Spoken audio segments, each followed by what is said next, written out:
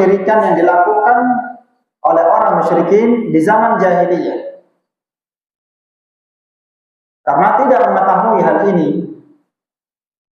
banyak manusia yang tidak paham apa itu syirik dan bagaimana itu syirik dan apa kaidah tentang syirik. Ya, maka buku ini menjelaskan tentang hakikat syirik, bagaimana cara kita mengenal syirik, apa sebab kesyirikan orang musyrikin di zaman dahulu, dan apa perbedaan orang yang berbuat syirik di zaman dahulu dan perbuatan syirik di zaman sekarang.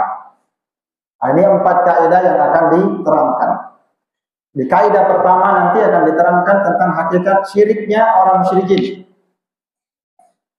Jadi kenapa pembahasan tauhid dan syirik? Jadi hakikat dari kaidah ini, Syekh Shalal Fauzan berkata bahwa kandungan dari 4 kaidah, judul kitab yang kita ajarkan Al-Qawaid Al-Arba'ah, 4 kaidah yang bersumber dari Al-Quran dan Sunnah. 4 kaidah ini kesimpulannya kita akan diperkenalkan ma'rifatut tauhid dan ma'rifatut syirik, mengenal tauhid dan mengenal syirik. Dan 2 hal ini, mengenal tauhid yang benar, mengenal syirik yang benar, ini merupakan tujuan yang paling terpenting kenapa Nabi dan Rasul diturunkan oleh Allah Ta'ala.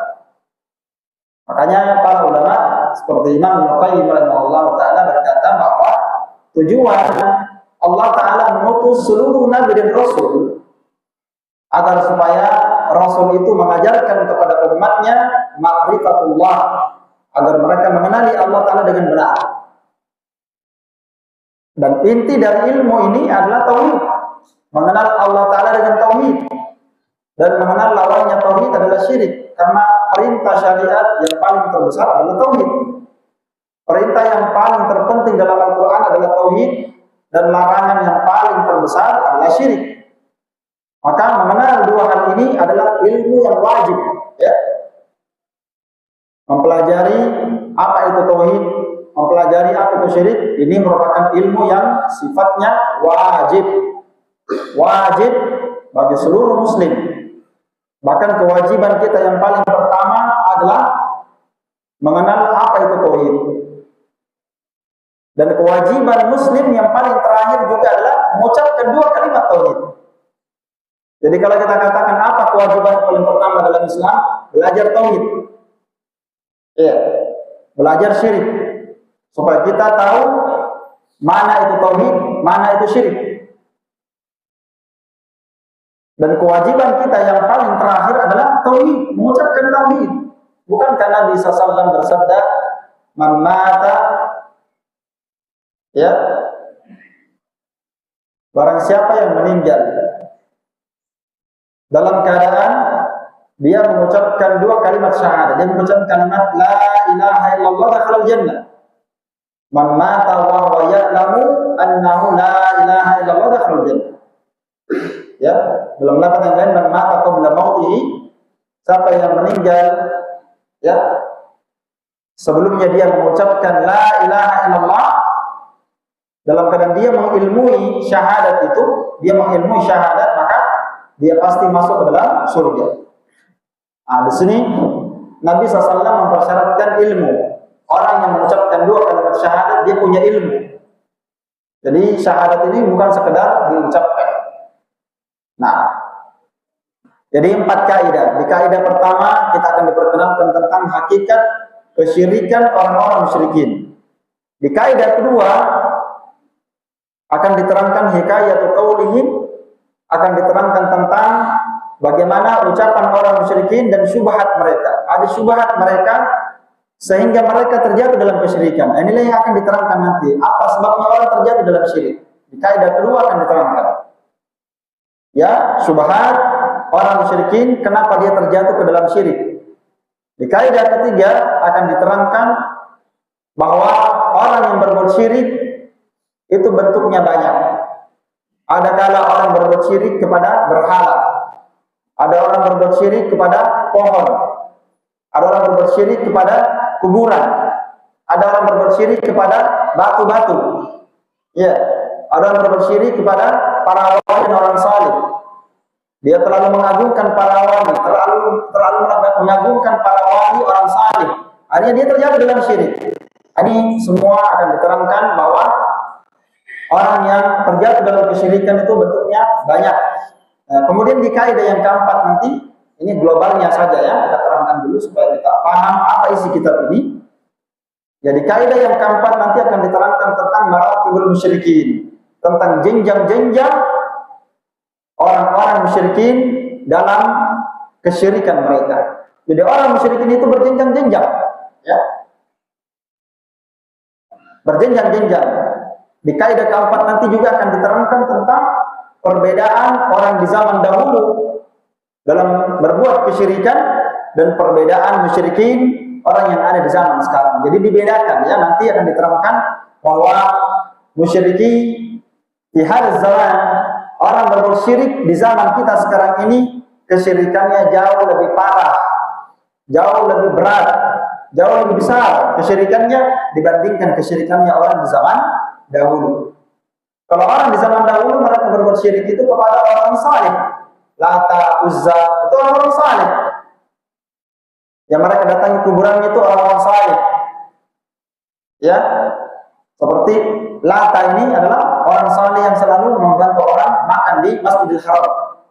Tapi orang musyrikin di zaman ini, mereka tidak hanya berbuat syirik kepada orang saleh, bahkan mereka berbuat syirik kepada kuburan, batu-batu dan seterusnya. Bahkan kepada orang fasik sekalipun mereka sembah.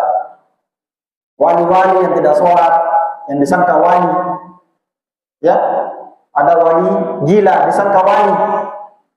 Ini orang di zaman sekarang lebih parah, ya, lebih parah berbuat kesyirikannya.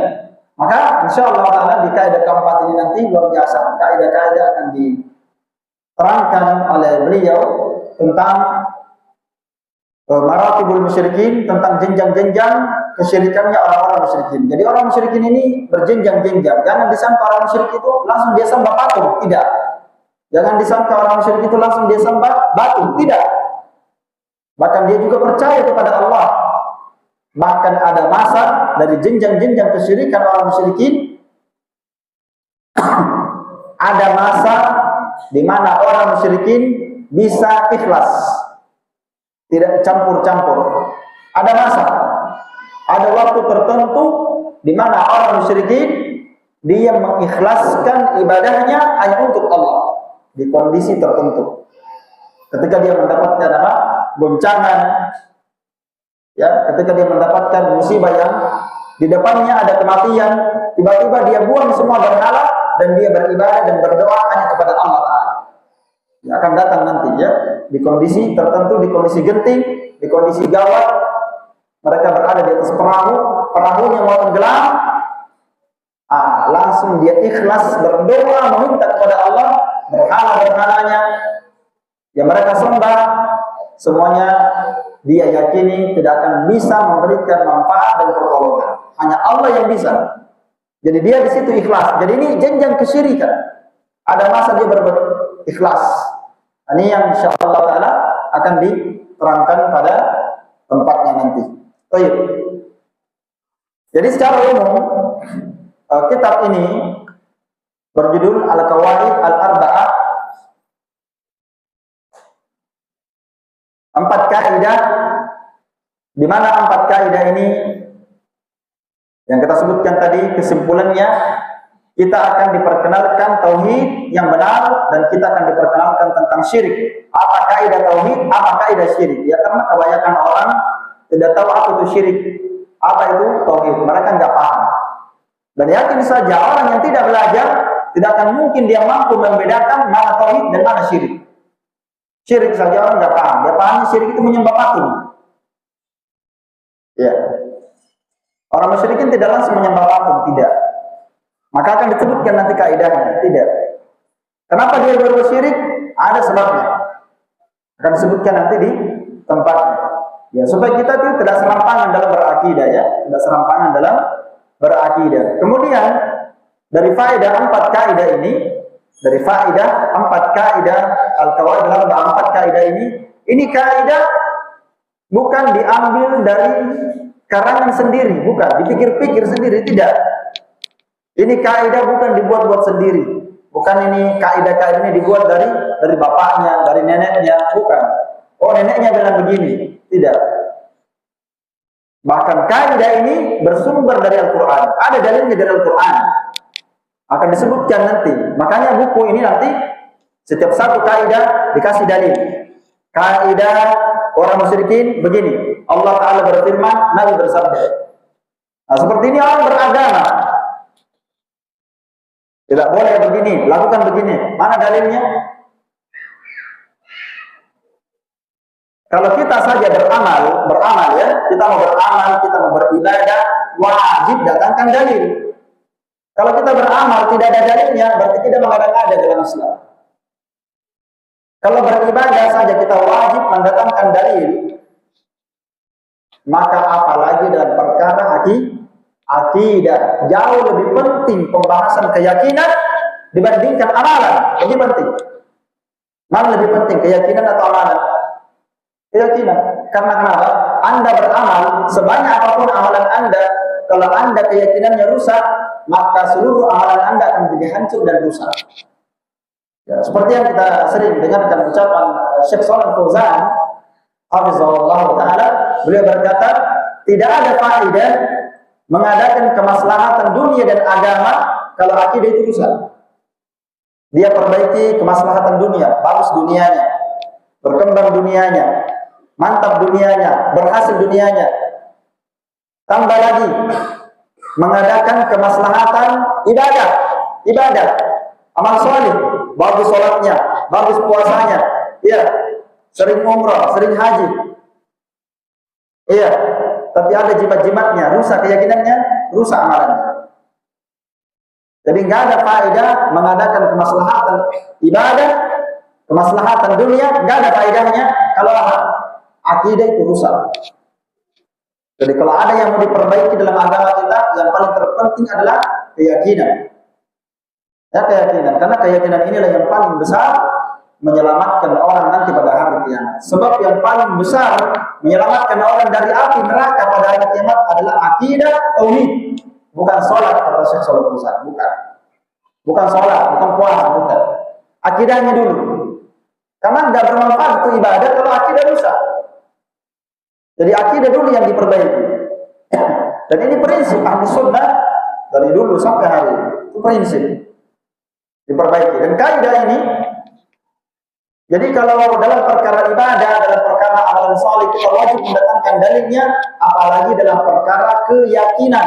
Apapun yang kita yakini, wajib kita datangkan dalilnya. Orang meyakini, ada keyakinan, misalnya kalau kita melakukan ini, maka kita akan mendapatkan ini. Mana dalilnya? Datangkan. Terutama keyakinan tentang perkara agama. Iya. Tentang perkara agama. Wajib mendatangkan dalil. Baik. Dan 4 kaidah ini sekali lagi adalah 4 kaidah yang bersumber dalilnya dari Al-Quran dan Sunnah. Jadi ini 4 kaidah ada dalilnya, dan ini adalah perkara yang sangat penting sekali. 4 kaidah ini tadi pembahasannya mengenal tauhid dan mengenal kesyirikan. Ini adalah pembahasan yang sangat penting sekali. Bahkan pembahasan 4 mengenal 4 kaidah ini, alzamu alaika min ma'rifati ahkamis shalah. Lebih wajib bagi Anda, lebih wajib bagi seseorang dibandingkan dia mengenal hukum sholat. Mengenal 4 kaidah ini tentang kaidah tauhid, kaidah syirik, ini jauh lebih penting, jauh lebih wajib dibandingkan seorang mengenal apa tadi? Hukum-hukum seputar masalah sholat, zakat, ibadah, taharah. Ya, itu lebih penting karena saya sudah sebutkan tadi pembahasan akidah itu jauh lebih penting. Makanya Nabi SAW, dalil yang menunjukkan tentang hal ini, Nabi SAW ketika dia berada di Makkah selama 13 tahun, dan Nabi berdakwah, umur beliau 40 tahun, ya. Baru diangkat jadi Nabi dan Rasul. 40 tahun diangkat jadi Nabi. Setelah berumur 40 tahun, dia tinggal di Makkah 13 tahun berdakwah. Berarti sudah berapa? 40 tambah 13, Ah, 53. Kemudian setelah itu Nabi berhijrah ke Madinah, tinggal 10 tahun. Berarti berapa totalnya umur Nabi? 63. Nabi meninggal di umur 63 tahun. 13 tahun di Mekah berdakwah, 10 tahun di Madinah. Nah, di awal Nabi SAW tinggal di Mekah 13 tahun, belum ada perintah sholat, puasa, zakat, belum ada. Yang ada hanya apa? Diajarkan bagaimana mengenal tauhid, bagaimana mengenal syirik. Jadi mempelajari tauhid dan syirik. Para sahabat membutuhkan waktu berapa tahun? Nabi ajari mereka selama berapa tahun? 13 tahun. Nah, datang orang belakangan berkata, jangan dibahas tauhid, syirik, gampang. Cukup 1 jam, Bapak, 2 jam, 1 hari, 2 hari, 1 bulan, 2 bulan, cukup belajar tauhid. Tidak cukup. Bahkan Nabi SAW mengajari para sahabat tentang tauhid dan syirik sampai berapa tahun? 13 tahun. Yang Nabi yang ajari mereka. Makanya mempelajari tauhid dan syirik ini, kitab-kitab yang terkait tentang pembahasan tauhid dan syirik itu terus dipelajari sampai kita mati, tidak pernah selesai. Walaupun kita sudah belajar tauhid, belajar lagi supaya senantiasa terjaga nilai-nilai tauhid dalam diri seorang hamba. Ini sekali lagi pembahasan tauhid ini yang akan kita pelajari itu lebih wajib, bahkan lebih penting dibandingkan kita mempelajari hukum sholat, hukum zakat, dan hukum-hukum ibadah yang lain. Ya, karena sholat, zakat, haji, puasa, umrah, dan seluruh ibadah la tasihu illa idza lam tubna ala asli aqidati sahihah. Semua ibadah yang kita sebutkan tadi tidak akan menjadi sah, tidak akan menjadi benar jika tidak dibangun di atas fondasi akidah yang benar, di atas fondasi akidah dan tauhid yang lurus. Di atas fondasi yang lurus. Makanya beda ya, sampai Ibnu Rajab rahimahullah taala dalam kitab beliau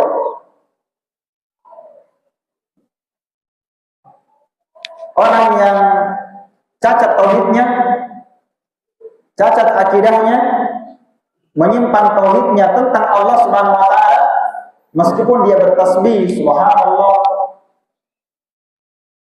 apa artinya subhanallah? Aku mensucikan Allah Ta'ala dari seluruh keburukan, kejelekan, dan kekurangan. Alhamdulillah, segala puji bagi Allah. Kita puji Allah Ta'ala.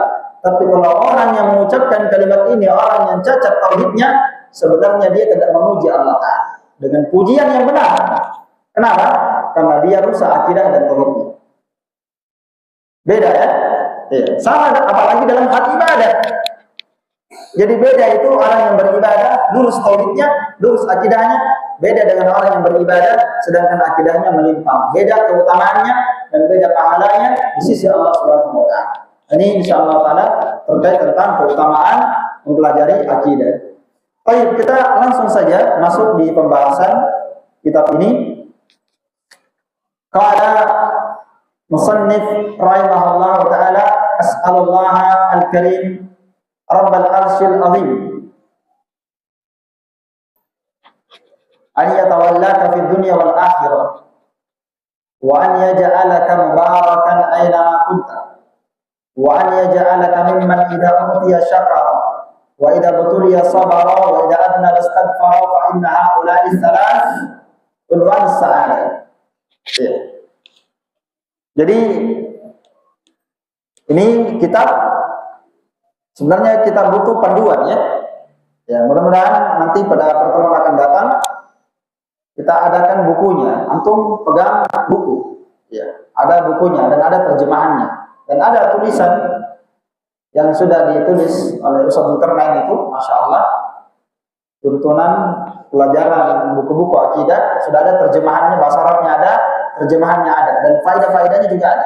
Itu yang bagus kita jadikan sebagai panduan. Dari kuliah Mafatih ya, kuliah Mafatih. Antum bagus pegang buku itu. Ya, supaya apa? Bertambah ilmunya antum. Ya. Jadi beda itu ya kalau kita punya buku panduan sekaligus dicatat. Baik, kita terjemahkan kalimat ini. Kata beliau rahimahullah taala, ini mukaddimah yang pertama, karena buku ini ada sekitar 2 mukaddimah ya. Ada sekitar 2 pendahuluan, baru masuk kepada inti kitab. Tapi pendahuluan ini penting ya. Pendahuluan ini penting. Ya. Kata beliau di pendahuluan yang pertama, as'alullah al-karim. Aku memohon kepada Allah Ta'ala Al-Karim, yang maha mulia. Al-Karim, yang sangat banyak kebaikannya. Al-Karim, kasirul khair, adimun nafa, yang sangat banyak manfaat yang dia berikan. Bahkan seluruh kebaikan yang kita dapatkan datang dari Al-Karim. Allah Ta'ala Al-Karim. Apa Al-Karim? Yang sangat baik.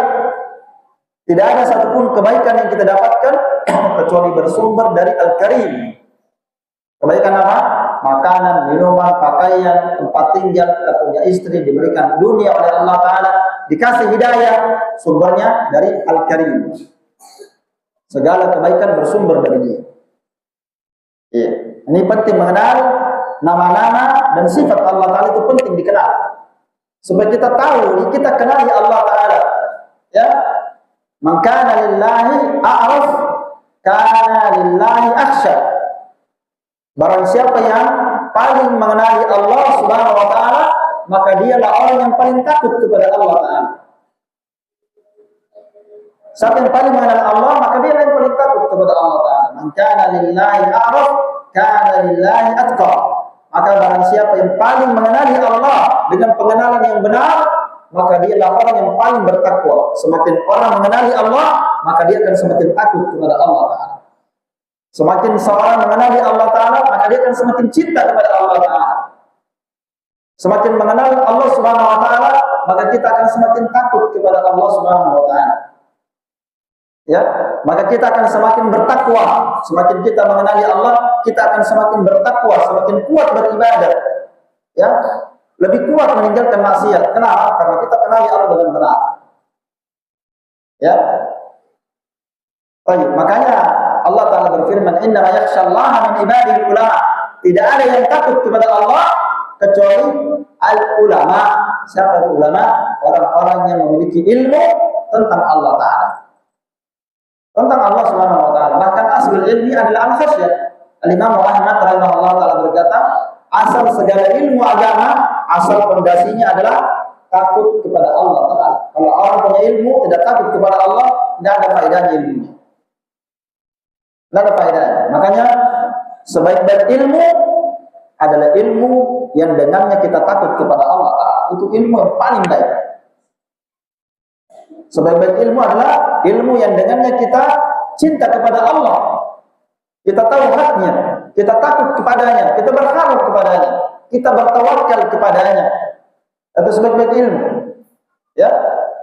Nah, ini di awalnya sudah nama-nama Allah Ta'ala yang mulia disebut. As'alullah al-Karim. Aku meminta kepada Allah Subhanahu wa Ta'ala Al-Karim, yang sangat baik, yang sangat banyak kebaikannya, yang sangat banyak manfaatnya, yang dimana seluruh kebaikan, keutamaan, kebaikan dunia, kebaikan agama, kebaikan Islam, iman, hidayah, semuanya bersumber dari Allah Subhanahu wa Ta'ala. Iya, makanya Allah Ta'ala berfirman, "Ya ayyuhal insan, ma gharraka bi rabbika al-karim." Wahai kalian manusia, ma gharraka bi rabbikal karim. Apa yang menyebabkan kamu lari dan lalai dari Al-Karim? Allah Ta'ala Al-Karim, ya, yang maha baik. Iya. Baik. Kemudian beliau berkata, Rabbal Arsyil Azim. Aku meminta kepada Allah Ta'ala Al-Karim, Rabbal Arsyil Azim, Rabbnya pemilik arsy yang sangat agung. Ini pujian juga kepada Allah Ta'ala. Jadi di sini Syekh rahimahullah Ta'ala sebenarnya ingin mendoakan kebaikan untuk orang yang menuntut ilmu agama, untuk orang yang membaca buku ini, untuk orang yang belajar, mau didoakan. Cuma sebelum dia berdoa, ini kan doanya belum disebut. Sebelum dia berdoa, dipuji dulu Allah Subhanahu wa taala. Kan kalau kita baca ini doa, As'alullahal Karim, Rabbal Arsyil Karim, Rabbal Arsyil Azim. Aku meminta kepada Allah Taala Al-Karim, pemilik Rabb, pemilik Arsy. Allah Taala adalah penciptanya Arsy Al-Azim yang sangat agung. Apa doanya? An yatawallaka fid dunya wal akhirah. Semoga Allah Subhanahu wa taala memberikan pertolongan kepada kalian, perlindungan serta penjagaan kepada kalian di dunia dan di akhirat. Itu doanya. Semoga Allah Ta'ala memberikan kepada antum al-walayah. Al-walayah. Apa itu al-walayah? Yatawallaka. Apa makna al-walayah? Pertolongan, perlindungan, penjagaan. Ya. Pemberian hidayah, taufik. Itu yang didoakan. Semoga Allah memberikan antum penjagaan, perlindungan, ya, pertolongan di dunia, di akhirat. Semoga Allah memberikan antum taufik dan hidayah di atas Islam dan iman, di atas ilmu yang bermanfaat, di atas amalan saleh. Semoga antum dikasih hidayah. Itu doanya, ya. Cuma sebelum berdoa, sekali lagi, kaidah sebelum kita berdoa apa dulu? Memuji Allah Subhanahu wa taala. Iya, jadi kalau mau berdoa, siapapun di antara kita yang mau berdoa, kaidahnya jangan langsung minta. Angkat tangan, ya Allah kasih saya rezeki. Tidak. Orang angkat tangan, ya Allah mudahkanlah urusanku. Ya Allah perbaikilah saya. Ya Allah mudahkan saya beribadah. Ya Allah berikan saya rezeki. Tidak. Dipuji dulu Allah Ta'ala, baru dia doa, baru dia minta. Kan kaidahnya sama dengan manusia, ya. Sama dengan manusia. Ini sering saya contohkan, ya. Sering saya contohkan. Coba antum mau pinjam uang sama orang, antum butuh sekali uang. Mau pinjam uang karena darurat. Datang ke rumahnya orang yang antum harapkan bisa meminjamkan uang. Apa antum lakukan? Ketua rumah, Assalamualaikum, Waalaikumsalam. Masuk ke, antum masuk dulu. Apa antum ucapkan? Apakah anda langsung berkata, pinjamkan Kak Walter? Tidak, basa-basi dulu. Saya lihat di rumahnya bapak ini, Masya Allah, baru sekali, luar biasa. Bapak juga dikenal orang yang dermawan, sering bersedekah. Orang yang berkata, aku tahu dimaksudkan, pinjam nanti saya pinjamkan, aman-aman. Tapi kalau baru datang, itu pun datangnya di jam 2, waktu tidur siang, langsung masuk, pinjam dulu Pak. Tidak bagus. Ini teori saja, teori bahwa orang dalam meminta itu memang harusnya ya memuji dulu, memuji, ya kan? Iya. Maka sama dengan Allah Subhanahu wa taala. Allah Subhanahu wa taala itu sampai Nabi SAW menyebutkan ada nama Allah Subhanahu wa taala yang kalau seorang berdoa dia sebut nama itu pasti Allah kabulkan doa. Pasti. Nabi pastikan. Ada pernah sahabat dia berdoa, jadi berdoanya memuji Allah Ta'ala dulu. Allahumma inni as'aluka bi anna lakal hamda la ilaha illa anta wahdaka la syarika laka al-mannan ya badi as-samawati wal ard ya dzal jalali wal ikram ya hayyu ya qayyum. Itu pujiannya kepada Allah Ta'ala. Baru dia minta as'alul jannah, Allahumma inni as'alukal jannah wa a'udzubika minan nar. Jadi permintaannya dua saja. Minta ya Allah masukkan saya ke dalam surga, ya Allah jauhkanlah saya dari neraka. Aku berlindung kepadamu dari neraka. Dua permintaannya. Tapi sebelumnya pujian. Apa kata Nabi SAW? Siapa tadi yang berdoa dengan doa tersebut? Itu tadi doa yang saya baca. Sesungguhnya kamu itu telah berdoa dengan menyebut nama Allah Ta'ala Ismul A'zam. Antum sudah menyebutkan nama Allah Ta'ala yang paling agung, idza du'iya, yang Allah Ta'ala kalau didoai menyebut nama itu pasti Allah akan kabulkan. Coba antum bayangkan ya, kalau antum punya doa ini antum butuhkan sekali. Antum terlilit utang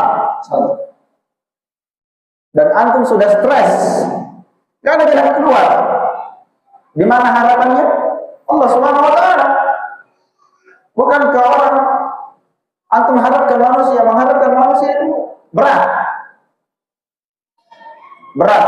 Tapi harapan kita kepada Allah taala, antum dikabulkan doanya, minta kepada Allah dengan cara yang benar. Ya, kalau Anda sudah mendapatkan banyak masalah, banyak musibah, banyak ujian, banyak masalah, kalau dulu para nabi dan rasul Allah Subhanahu wa taala dapat banyak masalah, banyak ujian, memperbanyak sholat, diperbanyak sholat, baru berdoa. Itu akan jalan keluar. Ya, ini doa yang pertama ya.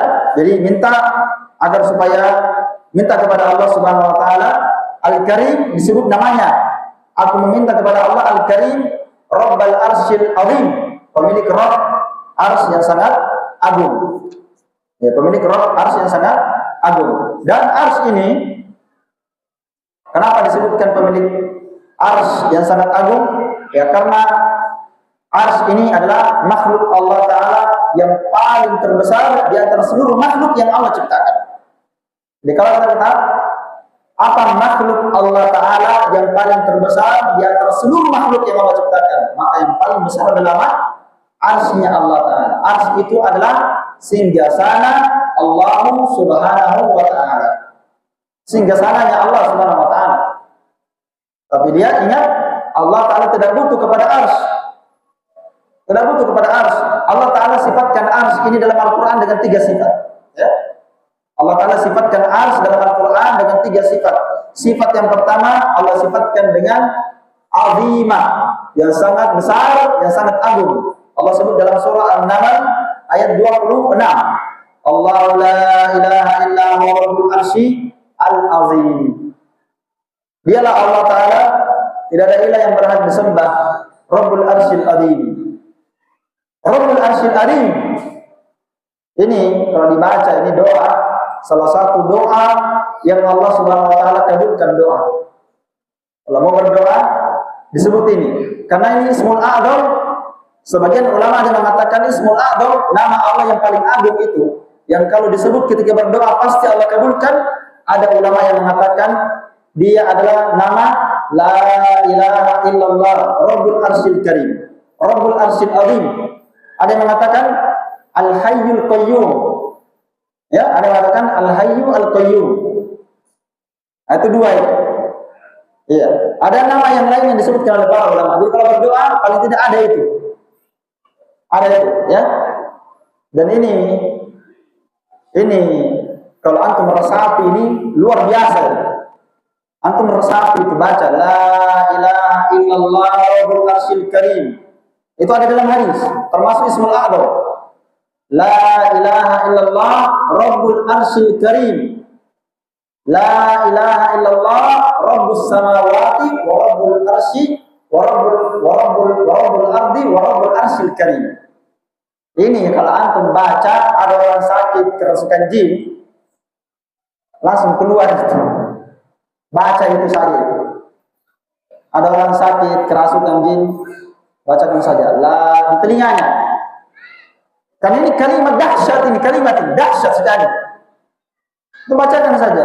Orang sakit, bacakan ini. Lalu supaya jimat-jimat, cukup ini dengan tauhid, karena ini kandungan tauhid yang luar biasa. Coba dibaca La ilaha illallah Rabbul Arsyil Karim. Lah ada setannya. Iya. Dan saya sudah buktikan juga. Kalau ada orang yang sakit itu, saya lihat orang sakit kan bisa diazankan ya. Azankan, bisa dibacakan ayat kursi, bisa dibacakan juga ini. Kalau dibacakan ini, berat bagi syaitan, berat bagi jin. Karena ini kalimat dahsyat sekali ini. Ada kalimat La ilaha illallah Rabbul Arsyil Karim, Rabbul Arsyil Azim. Itu tauhid. Bacakan ya. Kalau sakit langsung yang diingat rumah sakit. Sakit sedikit, baru sakit kepala, dibawa lagi rumah sakit.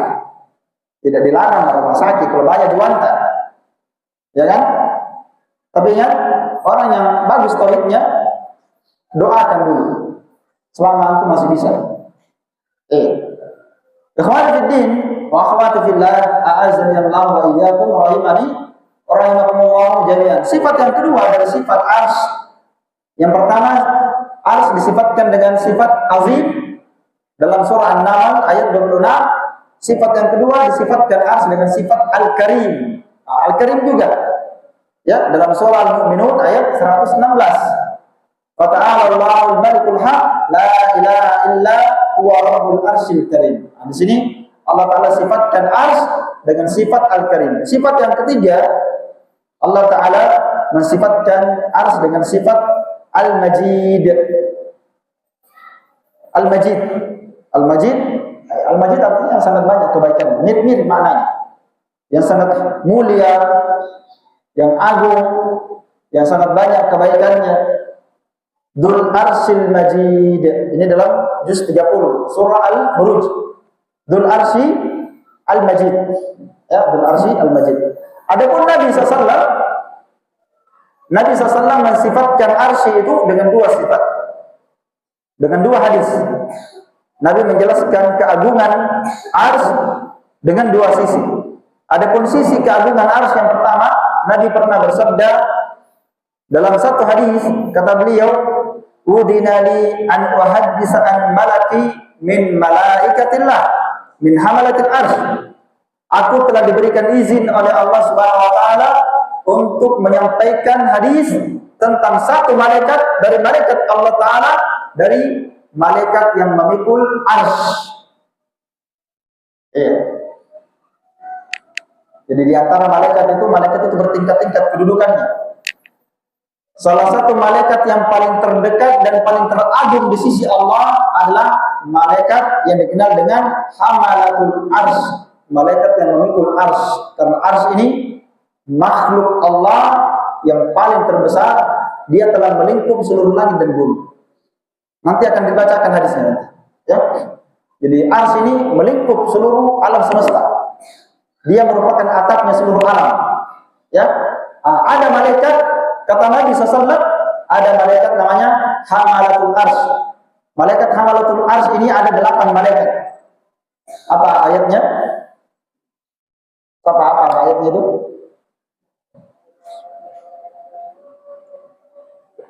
Wa yahmilu arsya rabbika yawma idzin samaniyah. Dan yang memikul arsy Allah Subhanahu wa taala pada hari itu, ini yang memikul arsy-nya Allah Taala ada 8 malaikat. Nabi sallallahu menyebutkan malaikat yang memikul arsy Allah Taala ini satu malaikat saja, ma baina syahmati udhuni ila atiqihi masiratu sab'imi'ati amin. Ya, satu malaikat ini antara cuping telinganya sampai ke pundaknya. Ini telinga ya. Jaraknya kan dia pikul itu arsy. Jaraknya dari telinganya saja sampai ke pundaknya, jaraknya kata Nabi masiratu sab'imi'ati amin, jaraknya sejauh sepanjang 700 tahun perjalanan. Jadi kalau orang menempuh 700 tahun perjalanan, baru bisa mencapai antara telinganya sampai ke pundaknya. Berarti bagaimana besarnya? Ini yang memikul arsy ada 8. Kemudian hadis yang terakhir, yang kedua, Nabi SAW mensifatkan arsy dengan satu sifat, bagaimana keluasan arsy. Kalau tadi ini malaikatnya, ini arsy-nya. Arsy ini Nabi SAW sebutkan, "Mas-samawati sab'u fil kursi illa kahalqatin mulqatu bi ardin falah." Kata Nabi SAW, perumpamaan 7 lapis langit dan 7 lapis bumi. Jika digabungkan, ya, jika digabungkan kata Nabi, 7 lapis langit dan 7 lapis bumi, maka dia diibaratkan seperti halqah, seperti gelang yang kecil, dibandingkan padang Sahara yang sangat luas sekali. Jadi itulah kursi Allah Ta'ala. Jadi kursi ini seperti padang pasir yang sangat luas, sedangkan langit dan bumi yang berlapis 7 seperti gelang kecil. Berarti langit dan bumi kecil ya, dibandingkan kursi Allah Ta'ala. Makanya Allah berfirman, wasi'a kursiyyuhu as-samawati wal ardi. Kursi Allah Ta'ala meliputi langit dan bumi. Jadi langit dan bumi seperti gelang kecil, sedangkan kursi seperti padang pasir yang tidak ada ujungnya. Ya, kemudian Nabi SAW berkata, wa fadlul arsy 'alal kursi, sedangkan keutamaan ars, luasnya ars dibandingkan kursi seperti itu pula. Kursi seperti gelang kecil, sedangkan ars seperti hamparan yang sangat luas. Kira-kira bagaimana perbandingan antara ars dengan langit dan bumi? Ya, tentunya sangat kecil, sangat kecil. Nah, ini perbandingan bagaimana luar biasanya besarnya langit, luar biasanya besarnya ars Allah Subhanahu wa taala. Ya, kita azankan dulu insyaallah. Kita azan dulu baru sambung sedikit.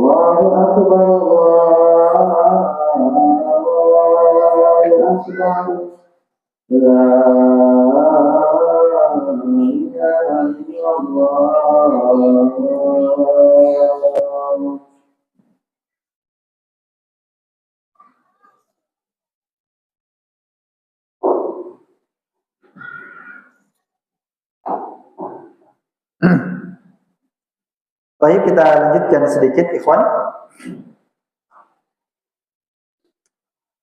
Qala Syekh rahimahullah ta'ala, as'alullah al-azim, as'alullah al-karim, rabbal arsyil karim. Aku memohon kepada Allah Ta'ala al-karim, Rabb-nya pemilik arsy yang agung, an yatawallaka fid dunya wal akhirah. Semoga Allah Ta'ala memberikan kepada antum al-walayah, perlindungan, pertolongan, penjagaan, hidayah dan taufik. Al-walayah itu artinya orang yang dikenal dengan kalimat wali.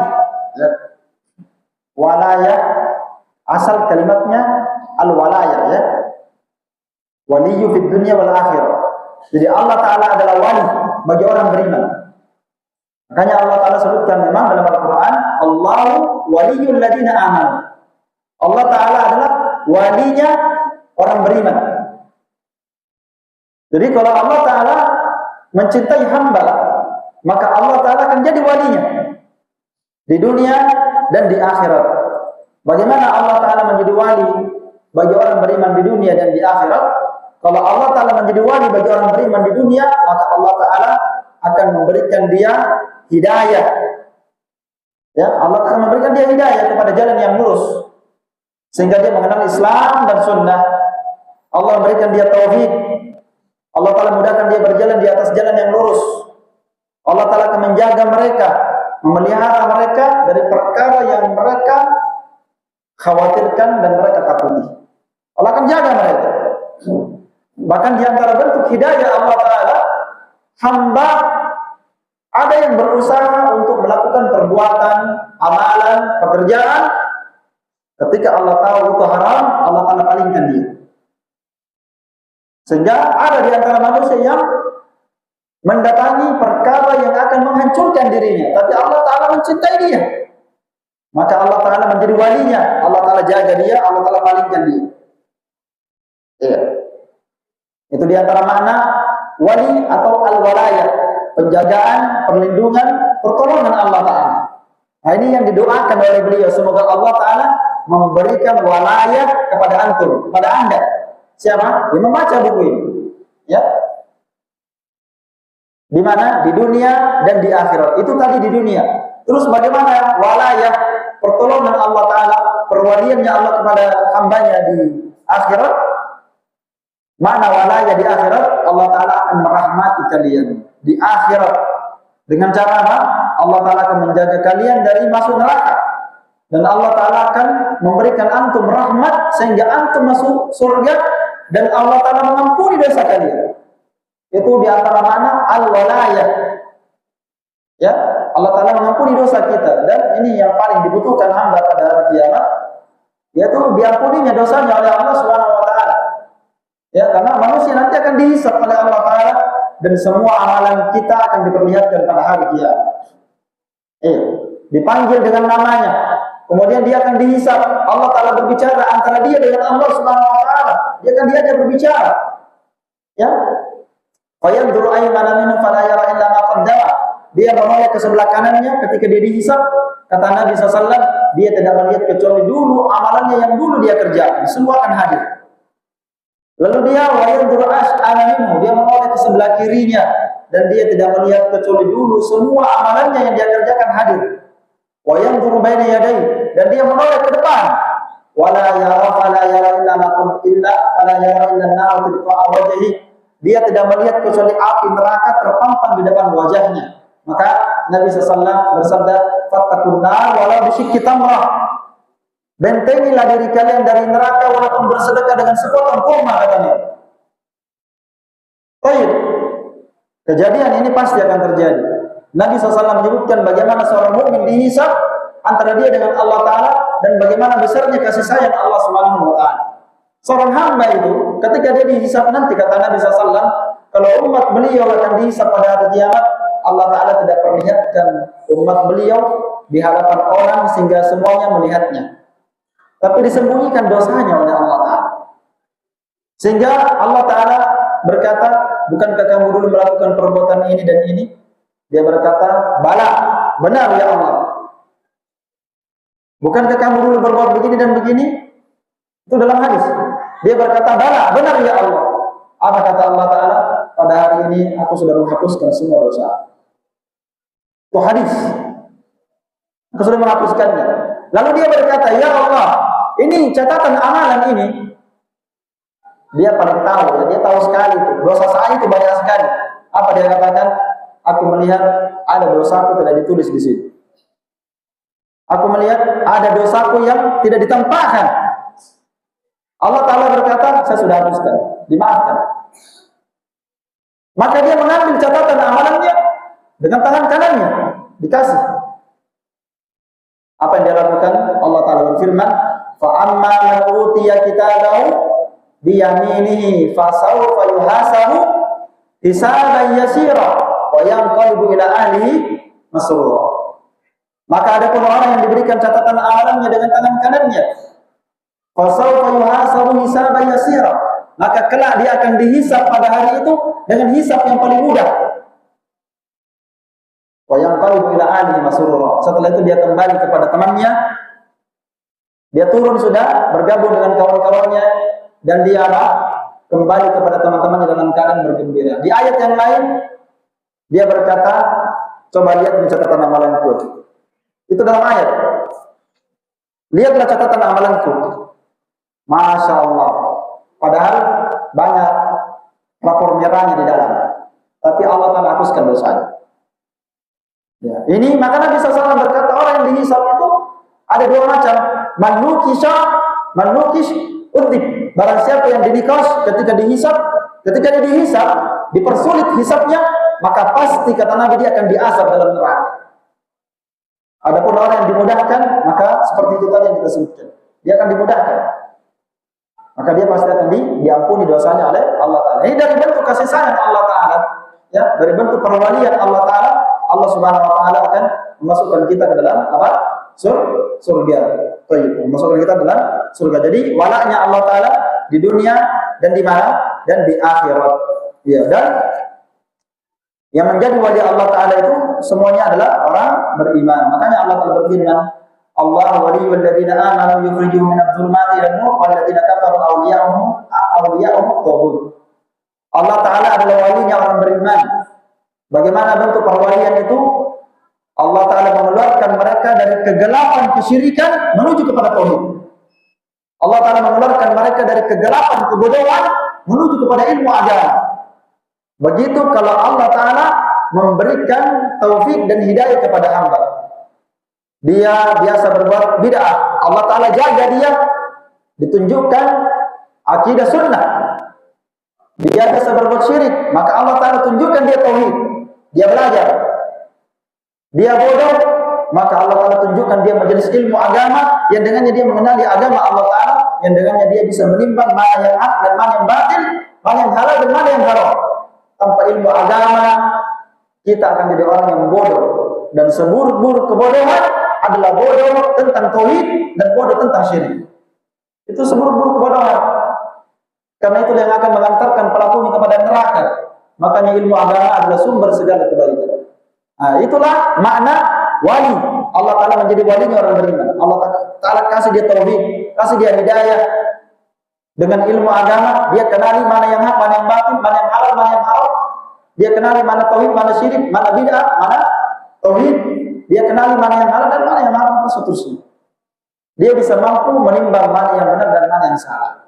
Ini pemberian Allah Ta'ala yang paling terbaik adalah ilmu agama. Ilmu agama.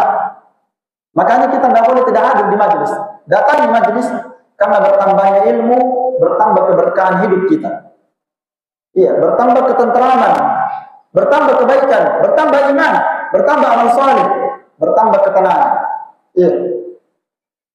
Bertambah semua kebaikan dengan ilmu agama. Baik, sekarang ini cukup insyaallah taala.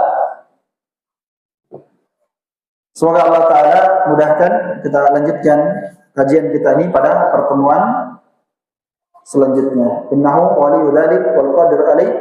Subhanakallahumma wa bihamdik asyhadu an la ilaha illa anta astaghfiruka wa atubu ilaik. Alhamdulillahirabbil alamin. Wa